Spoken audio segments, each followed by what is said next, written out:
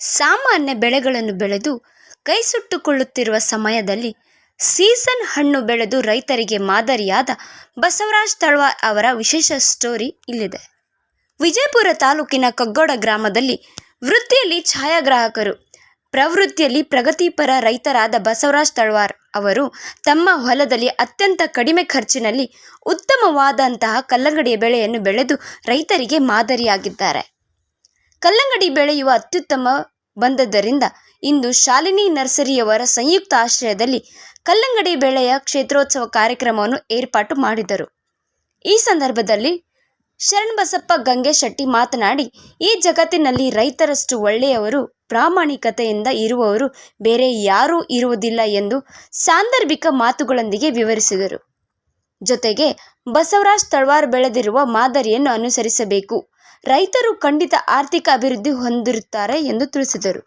ಅದೇ ರೀತಿ ಕಾರ್ಯಕ್ರಮದ ಸಾನ್ನಿಧ್ಯವನ್ನು ವಹಿಸಿದ ಕಾಸಯ್ಯ ಹಿರೇಮಠ ಅವರು ಮಾತನಾಡಿ, ರೈತರಿಗೆ ಕೆಲವೊಂದು ಉಪಯುಕ್ತ ಮಾಹಿತಿಗಳನ್ನು ನೀಡಿ, ಜೊತೆಗೆ ಅಗ್ರೋ ಕೇಂದ್ರದವರು ರೈತರಿಗೆ ಉತ್ತಮವಾದಂತಹ ಔಷಧಿ ಬೀಜಗಳನ್ನು ಕೊಡಬೇಕೆಂದು ಸಲಹೆ ನೀಡಿದರು. ಈ ಸಂದರ್ಭದಲ್ಲಿ ಯಲ್ಲಪ್ಪ ಹಾದಿಮನಿ, ಶಿವಾನಂದ್ ಬಾಗಲಕೋಟ್, ರಮೇಶ್ ಸಜ್ಜನ್, ಶಿವಾನಂದ್ ಔಟಿ, ಶಾಂತು ತಳವಾರ್ ಮುಂತಾದವರು ಭಾಗವಹಿಸಿದರು. ವರದಿ ಪ್ರಭು ಕುಮಟಗಿ. ಆತ್ಮೀಯ ಸ್ನೇಹಿತರು, ಪರಮ ಪೂಜ್ಯ ಕಾಸಯ್ಯ ಹಿರೇಮಠ ಅವರೇ, ಜೊತೆಗೆ ಹಡಗಲಿಯ ಪ್ರಾಥಮಿಕ ಕೃಷಿ ಪತ್ತಿನ ಸಹಕಾರಿ ಸಂಘದ ಉಪಾಧ್ಯಕ್ಷರಾಗಿರ್ತಕ್ಕಂಥ ಹಾದಿಮನಿಯವರೇ, ಜೊತೆಗೆ ನಮ್ಮ ಆತ್ಮೀಯ ಸ್ನೇಹಿತರಾಗಿರ್ತಕ್ಕಂಥ ಸಜ್ಜನ್ ಅವರೇ, ಜೊತೆಯಲ್ಲಿ ಆಗಿರ್ತಕ್ಕಂಥ ತಮಗೆಲ್ಲರಿಗೂ ಸಹಿತ ಭಕ್ತಿಪೂರ್ವಕ ಶರಣಾರ್ಥಿಗಳನ್ನು ತಾವು ಗಮನಿಸ್ತಾ ಇರ್ಬೋದು.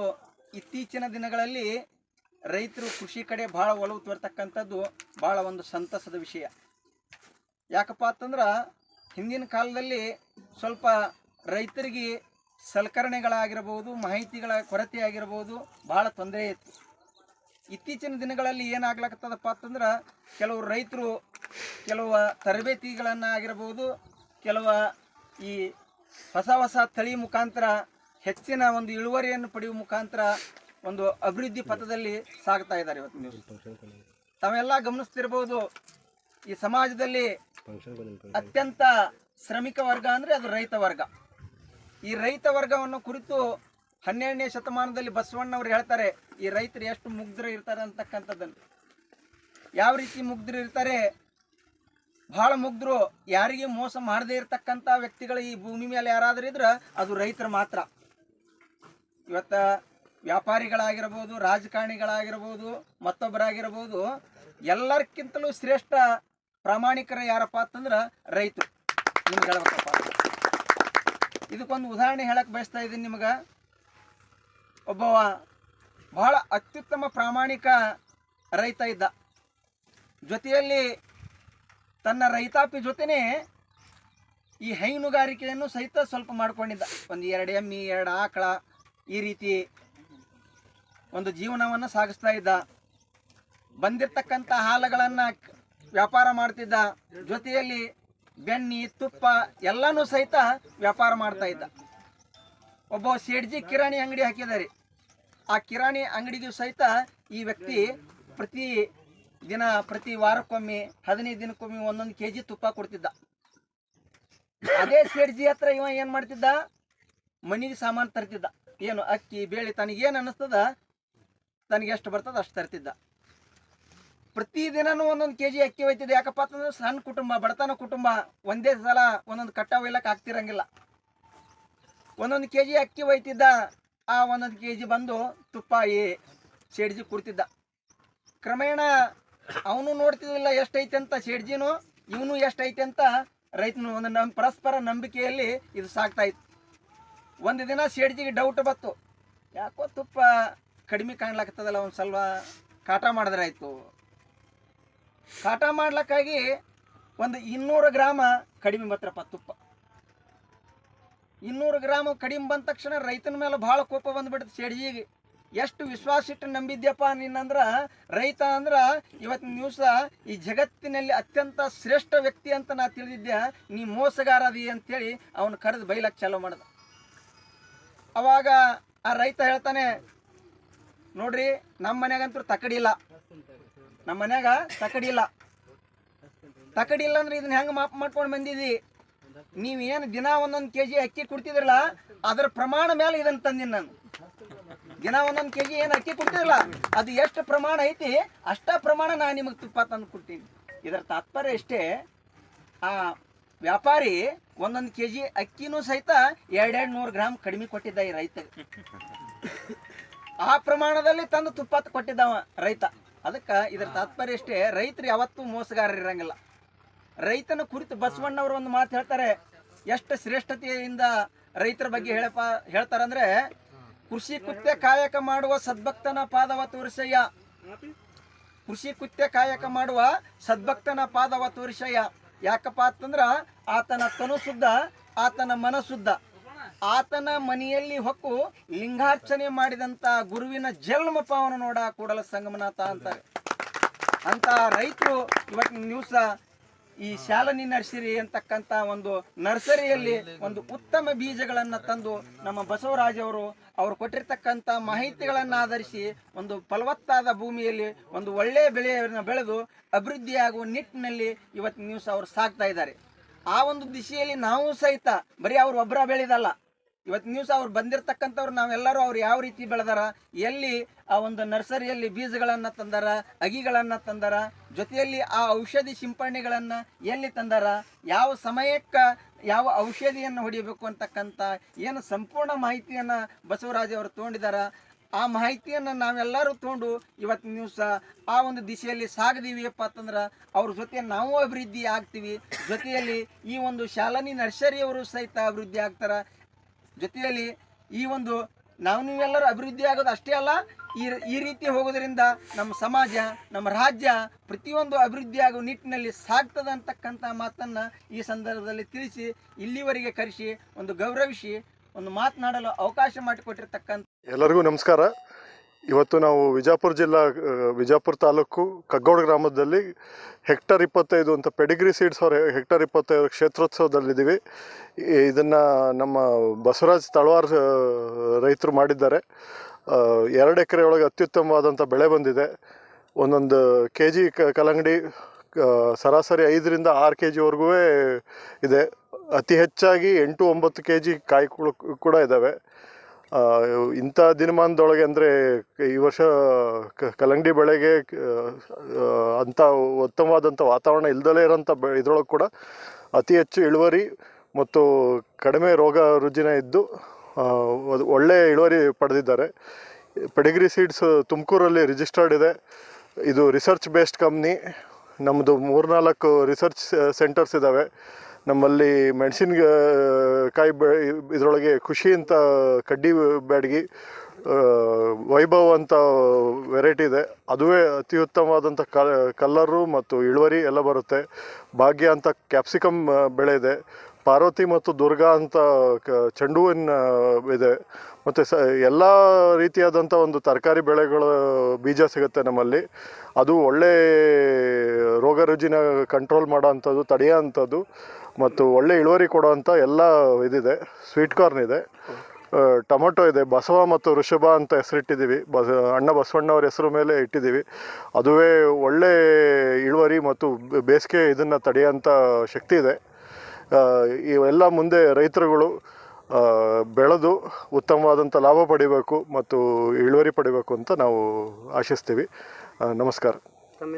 ನನ್ನ ಹೆಸರು ವಿನಯ್ ರಾಜ್ ಅಂತ ಸರ್. ನಾನು ಮಾರ್ಕೆಟಿಂಗ್ ನೋಡ್ತಾ ಇದ್ದೀನಿ ಪೆಡಿಗ್ರಿ ಸೀಡ್ಸ್. ಇದು ತುಮಕೂರು ಒಳಗೆ ರಿಜಿಸ್ಟರ್ಡ್ ಇದೆ. ಶಿರಾದೊಳಗೆ ರಿಸರ್ಚ್ ಸೆಂಟರ್ ಇದೆ, ಬೆಂಗಳೂರೊಳಗೆ ರಿಸರ್ಚ್ ಸೆಂಟರ್ ಇದೆ.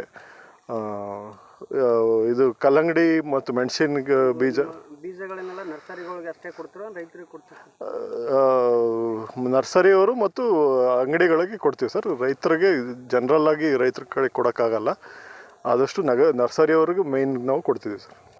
ನಮ್ಮ ಬೀಜಗಳನ್ನ ಡೈರೆಕ್ಟ್ ನರ್ಸರಿಯವರು, ಒಳ್ಳೆ ನರ್ಸರಿಯವರು ನಾವು ಅವರಿಗೆ ಯಾಕೆ ಕೊಡ್ತೀವಿ ಅಂದರೆ, ಅವರು ಉತ್ತಮವಾಗಿ ಅದನ್ನು ಇದನ್ನು ಸಸಿನ ರೆಡಿ ಮಾಡ್ತಾರೆ. ಅದಕ್ಕೆ ಯಾವ ಥರ ನೀರು ಕೊಡಬೇಕು, ಯಾವ ಥರ ಅದಕ್ಕೆ ಔಷಧಿ ಮಾಡಬೇಕು ಎಲ್ಲ ನೀಟಾಗಿ ಮಾಡಿ, ಸ್ಟಾರ್ಟಿಂಗ್ ಒಳಗೆ ಯಾವುದೇ ಥರ ವೈರಸ್ ಆಗಲಿ ಅಥವಾ ಇನ್ನೊಂದಾಗಲಿ ಮತ್ತೊಂದಾಗಲಿ ಬರ್ದಂಗೆ ಕಾಪಾಡಿ ಒಳ್ಳೆ ಟೈಮ್ ಒಳಗೆ ಅದನ್ನು ರೈತರಿಗೆ ಒದಗಿಸ್ತಾರೆ. ಅವಾಗೇನಾಗುತ್ತೆ ಅಂದರೆ ರೈತ ತಾನೇ ಬೀಜ ತಗೊಂಡು ಎಲ್ಲೋ ಒಂದು ಕಡೆ ಹಾಕಿ ಸರಿಯಾಗಿ ಅದನ್ನು ಮೇಂಟೈನ್ ಮಾಡ್ದಲೆ ಮತ್ತು ಇದನ್ನು ಮುಖ್ಯ ತಾಕೊಳಗೆ ಹಾಕಿದಾಗ ಸಾಕಷ್ಟು ರೋಗ ಎಲ್ಲ ಬರುತ್ತೆ. ಅದಕ್ಕಿಂತ ಒಳ್ಳೆ ನರ್ಸರಿ ಒಳಗೆ ಕೊಟ್ಟು ಅದನ್ನು ಉತ್ತಮವಾದಂಥ ಮೇಂಟೈನ್ ಮಾಡಿ, ಮತ್ತು ಸಾಕಷ್ಟು ಕಡೆ ನಮ್ಮ ಬಸಣ್ಣವರು ಎಲ್ಲ ಕನ್ಸಲ್ಟೆನ್ಸಿ ಕೂಡ ಕೊಡ್ತಾರೆ. ಶಾಲಿನಿ ನರ್ಸರಿಯವರು, ಬುತ್ನಾಳ್ ತಾಂಡ, ಸೋಲಾಪುರ ರೋಡು. ಸೊ ಅಂಥ ಕಡೆ ಒಟ್ಟು ನೀವು ಒಳ್ಳೆ ನರ್ಸರಿನ ನೋಡಿ ಆಯ್ಕೆ ಮಾಡಿ ಬೆಳೆ ಮಾಡ್ಬೇಕಂತ ನಾವು ರೈತರಲ್ಲಿ ಕೊಡ್ತೇವೆ. ನಮಸ್ಕಾರ, ನನ್ನ ಹೆಸರು ಬಸವರಾಜ್ ತಳವಾರ್ ಅಂಥೇಳಿ. ಸುಮಾರು ಒಂದು 8 ವರ್ಷದಿಂದ ನಾವು ಕಲ್ಲಂಗಡಿ ಬೆಳಿಲಾತ್ತೀವಿ. ಮೊದಲು ನಾವು ಕಳಸ ಅಂತಿತ್ತು, ಕಳಸ ಮೆಲೋಡಿ ಅವ್ರದ್ದು. ಅದು ಈ ಕಡೆ ಕಾಯಿ ಸಣ್ಣ ಬರಲಾತ್ತಿಂದ ನಾವು ಬೇರೆ ತಳಿಗಳನ್ನ ಹಾಕಿದ್ವಿ, ಜಿಗ್ನಾ ಗೋಲ್ಡ್ ಹಾಕಿದ್ವಿ. ಅದು ಸ್ವಲ್ಪ ಹಣ್ಣು ಆಗಲಿಲ್ಲ. ನಂತರ ನಮಗೆ ಶಾಲಿನಿ ನರ್ಸರಿ ಅವ್ರು ಏನು ಹೇಳಿದರು, ಇಲ್ಲ ಇದೊಂದು ಹೊಸ ಕಂಪ್ನಿ ಬಂದದ್ರಿ, ಇದನ್ನು ಹಾಕಿ ನೋಡ್ರಿ ಅಂತಂದರು.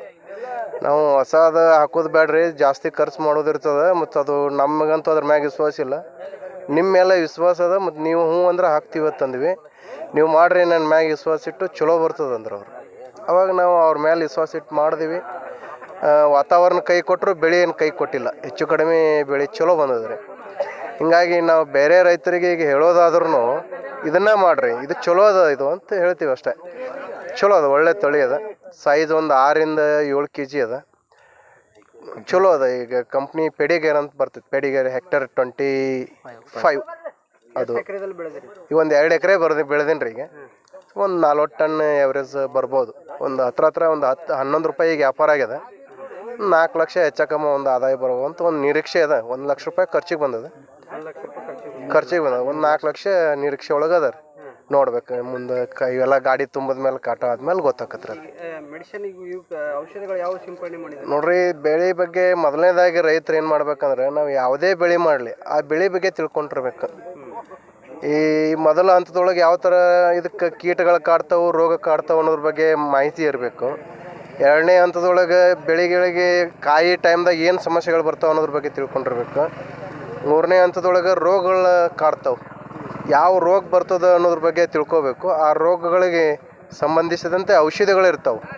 ಅವು ಕೆಲವು ಗೊತ್ತಿಲ್ಲದೆ ಇದ್ದರೆ ಕೆಲವು ತಜ್ಞರಿಂದ ಕೇಳಿ ತಗೋಬೋದು, ಅಥವಾ ಮಾಡ್ತಾ ಅವ್ರ ರೈತರಿಗೆ ಅನುಭವ ಆದಾಗ ಅವರು ತಮ್ಮ ಒಂದು ಸ್ವಂತ ಧೈರ್ಯದ ಮ್ಯಾಗೂ ಮಾಡ್ಬೋದು. ಅದ್ರಾಗೇನು ತೊಂದರೆ ಇಲ್ಲ. ಕೆಲವರು ಸಲಹೆಗಾರರು ಇರ್ತಾರೆ, ಅವ್ರನ್ನ ಕೇಳಿ ಮಾಡೋದ್ರಿಂದ ಸ್ವಲ್ಪ ಬೆಸ್ಟ್. ಇದು 2 ತಿಂಗಳು ರೀ. ಇದು ಒಟ್ಟು 2 ತಿಂಗಳೊಳಗೆ ಅದ್ರದ್ದು ರಿಸಲ್ಟ್ ಫೈನಲ್ ಗೊತ್ತೇ ಆಗಿಬಿಡ್ತೈತೆ ರೀ. ನಾವು 2 ತಿಂಗಳೊಳಗೆ ಆದಾಯ ಬಂದೇ ಬಿಡ್ತೈತೆ. 60 ದಿನದಾಗ ಅದು ಕಟಾವು ಆಗೇ ಬಿಡ್ತೈತೆ ರೀ. ಹಚ್ಚಿದ 60 ದಿನಕ್ಕೆ ಕಟಾವು ಆಗಿಬಿಡ್ತೈತಿ. ಬೇಸಿಗೆ ಕಾಲದಲ್ಲಿ ಬರುವಾಗ ನೀವು ಹಚ್ತೀರಿ. ಇದಕ್ಕೆ ಸೀಸನ್ ಅಂತಿಲ್ರಿ, ಯಾವ ಬೇಕಾದ ಸೀಸನ್ ಒಳಗೆ ಬೆಳಿಬೋದು. ನಾವು ಯಾವ ಸೀಸನ್ ಒಳಗೆ ಮಾಲ್ ಕಡಿಮೆ ಇರ್ತೈತಲ್ಲ, ಆ ಸೀಸನ್ ಒಳಗೆ ನಮಗೆ ಸ್ವಲ್ಪ ಆದಾಯ ಹೆಚ್ಚಿಗೆ ಸಿಗ್ತದೆ. ಬೇಸಿಗೆ ಒಳಗೆ ತಿನ್ನೋರ ಸಂಖ್ಯೆ ಹೆಚ್ಚಿಗೆ ಇರ್ತದೆ, ಬೆಳೆಯೋರ ಸಂಖ್ಯೆನೂ ಹಂಗೆ ಹೆಚ್ಚಿಗೆ ಆಗಿರ್ತೈತಿ. ಮಳೆಗಾಲದಾಗ ಏನಾಗಿರ್ತೈತಿ, ತಿನ್ನೋರ ಸಂಖ್ಯೆನೂ ಕಡಿಮೆ ಇರ್ತೈತಿ, ಬೆಳೆಯೋರ ಸಂಖ್ಯೆನೂ ಕಡಿಮೆ ಆಗಿಬಿಟ್ಟಿರ್ತದೆ ಆಟೋಮೆಟಿಕ್. ಹಿಂಗಾಗಿ ಮಳೆಗಾಲದಾಗ ಹೆಚ್ಚಿಗೆ ರೇಟ್ ತೊಗೊಂಡವ್ರೆ ಜಾಸ್ತಿ ಜನ ಅದ. ಹೋದ ಸಲ ನಷ್ಟ ಆಗಿದೆ ರೀ ಕಂಪ್ಲೀಟ್ಲಿ. ಹೋದ ಸಲ ನಮಗೆ ನಷ್ಟ ಆಯ್ತು, ಯಾಕಂದ್ರೆ ರೇಟ್ ಸಿಗಲಿಲ್ಲ. ಮತ್ತು ಈ ವರ್ಷ ಸ್ವಲ್ಪ ಪರವಾಗಿಲ್ಲ, ರೇಟ್ ಹೆಚ್ಚು ಕಡಿಮೆ. ಹೋದ ಸಲ ನಾವೆಲ್ಲ 6 ರೂಪಾಯಿ 7 ರೂಪಾಯಿ kg ಮಾರೀವಿ. ಈ ವರ್ಷ 11 ರಿಂದ 13 ರೂಪಾಯಿ ಎತ್ತ ನಾವು ಓಡಾಡ್ಲಾಗ್ತದೆ. ನಮಗೇನೈತಿ ಈಗ 11 ರೂಪಾಯಿ ವ್ಯಾಪಾರ ಆಗ್ಯದ. ಇದನ್ನ ಏಜೆಂಟ್ರು ಇರ್ತಾರೆ, ಅವ್ರು ಎಲ್ಲಿ ಕಳಿಸ್ತಾರೆ ಅನ್ನೋದು ನಮ್ಗೆ ಗೊತ್ತೇ ಆಗಂಗಿಲ್ಲ. ಅದು ಬೇರೆ ರಾಜ್ಯಕ್ಕೂ ಹೋಗ್ತದೆ, ಹೆಚ್ಚು ಕಡಿಮೆ ಬೇರೆ ರಾಜ್ಯಕ್ಕೆ ಹೋಗ್ತೈತೆ ನೋಡ್ರಿ. ಇದು ಲೋಕಲ್ ಅಂತೂ ಮಾರಂಗಿಲ್ಲ, ಬೇರೆ ರಾಜ್ಯಕ್ಕೆ ಹೋಗ್ತೈತೆ. ನಮ್ಮ ಜೋಡಿ ಮಾತಾಡ್ಕೊಂಡು ಮುಗಿಸ್ಕೊಳ್ತಾರೆ ಅವ್ರು. ಮುಗಿಸ್ಕೊಂಡು ಅವ್ರು ಮತ್ತೆ ಬೇರೆ ಅಂಗಡಿಯವ್ರಿಗೆ ಮುಗಿಸ್ಕೊಂಡು ಅವ್ರು ಮಾಲ್ ತೊಗೊಂಡು ಹೋಗ್ತಾರೆ. ನಮ್ಮ ಜೊತೆ ಮಾತಾಡಿದ್ದು 11 ರೂಪಾಯಿ. ಅವ್ರು 1 ರೂಪಾಯಿ ಹೆಚ್ಚಕಮ್ಮ ಅವ್ರ ಮ್ಯಾಲೆ ಮುಗಿಸಿರ್ತಾರೆ. ಅವ್ರದ್ದು ಶ್ರಮ ಇರ್ತೈತಿ, ಅವ್ರ ಸೂತ್ರ. ಎಲ್ಲರೂ ಏನೇ ಪೀಕ್ ಮಾಡ್ರಿ, ಆ ಪೀಕಿನ ಬಗ್ಗೆ ತಿಳ್ಕೊಂಡಿರ್ಬೇಕು. ಅದರಿಂದ ಆದಾಯ ನಾವು ಪಡಿಲಕ್ಕೆ ಸಾಧ್ಯ ಅದ. ಯಾವುದೇ ಪೀಕ್ ಮಾಡ್ಬೋದು, ಈ ಕಲ್ಲಂಗಡಿ ಅಂತ ಹೇಳಕತ್ತಿಲ್ಲ, ಯಾವುದೇ ಪೀಕ್ ಮಾಡಿದ್ರು ಆ ಪೀಕಿನ ಬಗ್ಗೆ ತಿಳ್ಕೊಂಡಾಗ ನಾವು ಅದರಿಂದ ಹೆಚ್ಚಿನ ಲಾಭ ತಗೋಬಹುದು. ಬಸವರಾಜ್ ತಳವಾರ್ ಅಂತೇಳಿ, ಕಗ್ಗೋಟ್. ಹೇಳ್ರಿ ಸಾಕಾರ, ಬೀಜ ಎಲ್ಲಿ ತಂದಿರಿ? ನಮಸ್ಕಾರ ರೀ, ಯಲ್ಲಾಲಿಂಗ ಹಾದಿಮನಿ ಅಂತ ಕಗ್ಗೋಡದಿಂದ ಮಾತಾಡಿದ್ರಿ. ಶಾಲಿನಿ ನರ್ಸರಿ ಅಂತ ವಿಜಯಪುರ ಸೋಲಾಪುರ ರೋಡಿಗೆ ಅದ್ರಿ, ಅಲ್ಲಿ ತರಿಸಿವ್ರಿ. ಈಗ ಅವರೇ ಹೇಳಿದ್ರು ಮೆಲೋಡಿ ಈಕಿನ ಇದು ಚಲೋ ಅದ ನೋಡ್ರಿ, ಹೆಕ್ಟರ್ 25 ಅಂತಂದರು. ಈ ಸರ್ತಿ ಹಾಕೀವಿ, ಒಂದು ಒಂದು 40 ಕ್ವಿಂಟಲ್ ತನಕ ಇದು ಟನ್ ತನಕ ಆಗ್ತದೆ ರೀ. ಒಂದು 2 ಎಕರೆ ಚಲೋ ಅದ ರೀ. ಹೆಕ್ಟರ್ 20 ಚಲೋ ಬಂದಾವ್ರಿ. ಚಲೋ ಅದ ರೀ. ಅಗಿ ಚಲೋ ಅದ ರೀ. ಬೀಜು ಚಲೋ ಅದ ರೀ. ಇದು ಒಳ್ಳೆ ಕೊಡ್ತಾರೆ ಅಗಿ. ಹ್ಞೂ ರೀ. ಒಳ್ಳೆ ಅಗಿ ಕೊಡ್ತಾರೆ. ನರ್ಸರಿಯಲ್ಲಿ ಬರ್ತದೆ ತಮ್ಮದು? ನಮ್ಮದು ಸೊಲ್ಲಾಪುರ ರೋಡಿಗೆ ಬಿಜಾಪುರದಿಂದ ಒಂದು 5 ಕಿಲೋಮೀಟ್ರಿಗೆ ಐತಿ. ಸೊಲ್ಲಾಪುರ ರೋಡ್ ರೀ, ಭೂತನಾಥ್ ತಂಡೆ ಬಲ್ಲಿ ಐತ್ರಿ. ಶಾಲಿನಿ ನರ್ಸರಿ ಅಂತ ಹೇಳ್ರಿ. ನನ್ನ ಹೆಸರು ಬಸವರಾಜ್ ಪಾಟೀಲ್ ಅಂತ ಹೇಳ್ರಿ. ನಮ್ಮ ಪ್ರಾಪರ್ ಕನ್ನೂರು ರೀ. ನನ್ನ ಫೋನ್ ನಂಬರ್ 7022051443 ರೀ. ನಮ್ಮಲ್ಲಿ ಎಲ್ಲ ಥರದ ಅಗಿಗಳು ಸಿಗ್ತಾವೆ ರೀ. ರೈತರಿಗೆ ಮಾಹಿತಿನೂ ಕೊಡ್ತೀವಿ ರೀ ನಾವು. ಒಟ್ಟು ಕ್ವಾಲಿಟಿ ಅಗಿ ಕೊಡ್ತೀವಿ ರೀ. ನಾವೆಲ್ಲ ಇದು ಮಾಡ್ತೀವಿ ರೀ ಎಲ್ಲರಿಗೆ ಸರಿಯಾಗಿ. ಹಾಂ ರೀ. ಟೊಮಾಟೊ, ಬದನೆ, ಕ್ಯಾಬೇಜ, ಕಾಲಿಫ್ಲವರ್, ಕಬ್ಬಿನಗಿರಿ, ಚೆಂಡು ಹೂವು, ಒಂದು ಕಲ್ಲಂಗಡಿ ಅಗಿರಿ ಎಲ್ಲ ಸಿಗ್ತಾವೆ ರೀ. ಹೆಂಗೊಂದು ಕೊಡ್ತೀರಿ? ಈ ಕಲ್ಲಂಗಡಿಗೆ ನಾವು ಅಲ್ಲಿ ಅಂದ್ರೆ ಇದು ಎಷ್ಟು ಡಿಸ್ಟೆನ್ಸ್ ಇರ್ತದಲ್ಲ ಅದು ನೋಡಿ ಇದು ಮಾಡ್ತೀವಿ ರೀ. ₹2.20 ಅಂತೂ ಮಿನಿಮಮ್ ಐತೆ ರೀ. ಹಾಂ, ಡೆಲಿವರಿ ಕೊಡ್ತೀವಿ ರೀ. ನಾವೇ ಕಲ್ಲಂಗಡಿಗೆ ಇದ್ದದ್ದು ರೀ. ಟೊಮೆಟೊಗೆ ಬದ್ನಿಗೆ ಇದ್ದದ ಅನ್ನೋದಲ್ಲ ಅಲ್ಲೇ ಬಂದು ತೊಗೊಂಡು ಹೋಗ್ತಾರೆ ರೀ. ಹಾಂ ರೀ. ನಮ್ಮದು ಒಂದು 10 ವರ್ಷ ಆಯ್ತು ರೀ ಈಗ ನರ್ಸರಿ ಸ್ಟಾರ್ಟ್ ಮಾಡಿರಿ. ಆಯ್ತು. ಇದು ಹೆಕ್ಟರ್ ಕಂಪ್ನಿದು ಇದು ಹೋದ ವರ್ಷ ಬಂದವರು ಪ್ರಕಾಶ್ ಸರು, ವಿನಯ್ ಸರು, ಸತೀಶ್ ಸರ್ ಬಂದು ನಮ್ಗೆ ಹೇಳಿದ್ರು ರೀ, ಕನ್ವಿನ್ಸ್ ಮಾಡಿದ್ರು. ಇಲ್ಲರಿ ಚಲೋ ಐತಿ. ನಮ್ಗೆ ಅದು ನಂಬಿಕೆ ಬಂದಿದ್ದಿಲ್ಲ ರೀ. ಮುಂದೆ ಒಂದು 2 ಪ್ಲಾಟ್ ತೋರಿಸಿದ್ರಿ ನಮಗೆ. ಕನ್ನೋಳಿ ಒಳಗೆ ಅಂದ್ರಿ, ಆಮೇಲೆ ಇಲ್ಲಿ ಅಂಗಡಿಗೇರಿ ಒಳಗೆ ಒಂದು ತೋರಿಸಿದ್ರಿ. ಅದು ನಮಗೆ ಚಲೋ ಅನಿಸ್ತು ರೀ. ಚಲೋ ಅನ್ಸನ ನಾವು ಇವರಿಗೆಲ್ಲ ಅವ್ರು ಏನೆಲ್ಲ ಆಗ್ತಿದ್ರು ರೀ, ಮೊದಲು ಮೆಲೋಡಿ ಅದು ಮಾಡ್ತಿದ್ರು ರೀ, ಮುಂದೆ ಶುಗರ್ ಕ್ವೀನ್ ಮಾಡ್ತಿದ್ರು. ಅದು ಒಂದು ಸ್ವಲ್ಪ ನಮಗೆ ಸರಿಯಾಗಿ ಇಳುವರಿ ಬರ್ಲಾಗ್ಯದ ರೀ. ಬೇರೆದು ಯಾವ್ದಾರೆ ಇದು ಮಾಡತ್ತಂದ್ರು ಮಾಡೋಣ ನಾವು ಇದು ಕೈ ಹಾಕಿದೆವು ರೀ. ಕೈ ಹಾಕೋಣ ನಮಗೂ ಅಲ್ಲಿ ಫಸ್ಟಿಗೆ ಜರ್ಮಿನೇಷನ್ ಚಲೋ ಬತ್ತು ರೀ. ಚಲೋ ಬರೋ ನಮಗೂ ಅನಿಸ್ತು ರೀ, ಇಲ್ಲ ಇದು ಚಲೋ ಐತಿ ವೆರೈಟಿ ಅಂತೇಳಿ. ಮುಂದೆ ಅವ್ರಿಗೆ ಕೊಟ್ಟೇವು ರೀ. ಇದು ಮಾಡೋಣ ಚಲೋ ಬಂದೈತೆ ರೀ. ಅವ್ರು ರೈತರು ಖುಷಿ ಅದಾರ ರೀ, ನಾವು ಖುಷಿ ಆಗ್ಯಾವ ರೀ. ಯಾಕಂದ್ರೆ ರೈತರು ಖುಷಿ ಇದ್ರೆ ನಾವು ಖುಷಿ ಇರ್ತೀವಿ ರೀ. ಹಾಂ ರೀ, ಚಲೋ ಐತೆ ರೀ. ನನ್ನ ಹೆಸರು ಬಸವರಾಜ್ ಪಾಟೀಲ್ ರೀ. ಕನ್ನೂರು ನಮ್ದು ಪ್ರಾಪರ್. ಬಿಜಾಪುರದೊಳಗೆ ನರ್ಸರಿ ಐತೆ ರೀ. ಬಿಜಾಪುರದೊಳಗೆ ಎಲ್ಲಿ ಅಂದ್ರಿ? ಸೊಲ್ಲಾಪುರ ರೋಡಿಗೆ ರೀ, ಭೂತನಾಥ್ ತಾಂಡೆ LT ನಂಬರ್ 1 ರೀ. ರೋಡಿಗೆ ಐತೆ ರೀ. ರೋಡ್ ಬಾಜುನೇ ಐತೆ ರೀ. ಶಾಲಿನಿ ನರ್ಸರಿ ಅಂತ ಹೇಳ್ರಿ. ನನ್ನ ಫೋನ್ ನಂಬರ್ 7022051443. ನಮಸ್ಕಾರಗಳು. ಶಾಲಿನಿ ನರ್ಸರಿ ಅವರು ಬಸವರಾಜ್ ಪಾಟೀಲ್ ಅಂತಿದ್ದಾರೆ. ಅವರು ಈ ಹೆಕ್ಟರ್ ಕಂಪ್ನಿದು ಹಾಕ್ರಿ ಚಲೋ ಬರ್ತಾವ ಅಂತ ಹೇಳಿದ್ರು. ನಾವು ಸುಮಾರು ಒಂದು 6-7 ವರ್ಷ ಆಯಿತು ಅವ್ರಿಗೆ ನಮಗೆ ಗೆಳತನ ಬಿದ್ದು. ನಾವು ಅವ್ರ ಬಲ್ಲೇ ಫಿಕ್ಸ್ ತರ್ತೀವಿ ರೀ. ಹೇಗೆ ಒಂದು ಸಲ ನಮಗೇನು ಡ್ಯಾಮೇಜ್ ಅನ್ನೋದು ಇಲ್ಲ.